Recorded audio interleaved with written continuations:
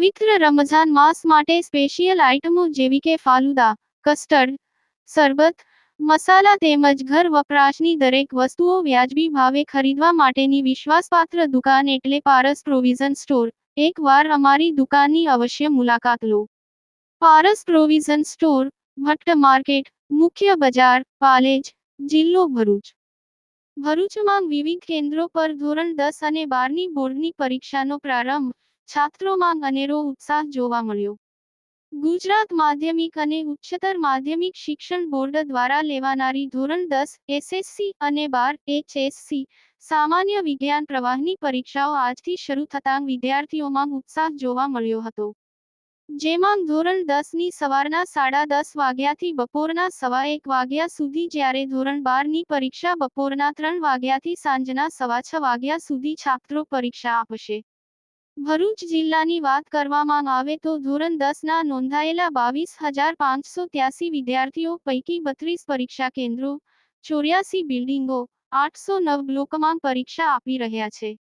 જ્યારે બપોરના ધોરણ 12 સામાન્ય પ્રવાહના 8,154 તથા ધોરણ 12 વિજ્ઞાન પ્રવાહના 3,048 વિદ્યાર્થીઓ પરીક્ષા આપશે।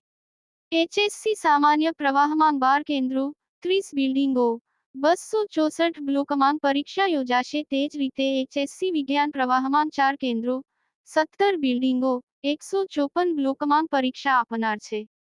ભરૂચ જિલ્લામાં સંપૂર્ણ સુચારુ રીતે યોજાય અને વિદ્યાર્થીઓ નિર્ભયને મુક્ત વાતાવરણમાં શાંતિપૂર્ણ માહોલમાં પરીક્ષામાં ભાગ લે અને પરીક્ષાઓ શાંતિમય તણાવમુક્ત વાતાવરણમાં સંપન્ન થાય તે માટે જિલ્લા વહીવટી તંત્ર દ્વારા તમામ તૈયારીઓ પૂર્ણ કરી દેવામાં આવી છે।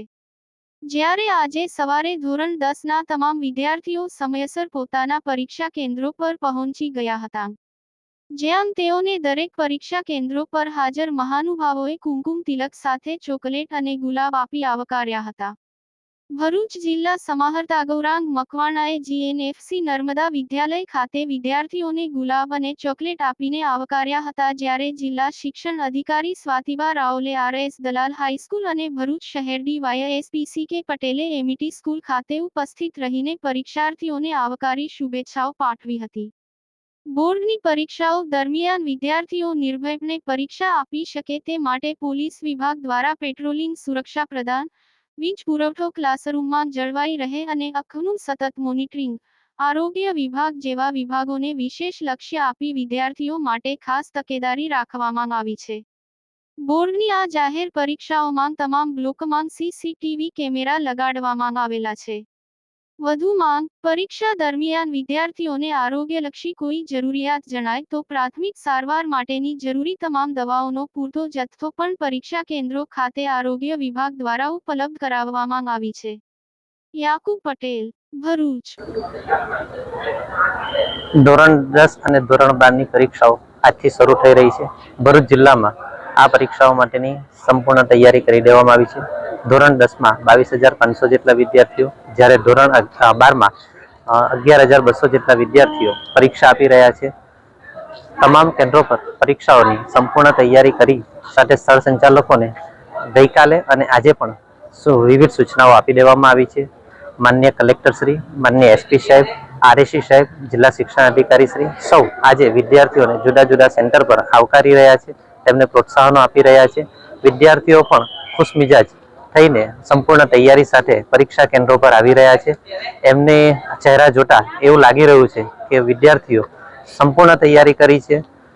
બોર્ડે પણ આ વખતે વિવિધ સૂચનાઓ જે જાહેર કરવાની હતી તે અગાઉથી સૂચનાઓ જાહેર કરી દીધી છે। મીડિયા મારફતે વાલીઓ સુધી, વિદ્યાર્થીઓ સુધી વિવિધ સૂચનાઓ પહોંચી ગઈ છે। પોલીસ તંત્ર દ્વારા ટ્રાફિકની જે સમસ્યા છે એ અંતર્ગત પણ વિવિધ કામગીરી કરવામાં આવેલી છે।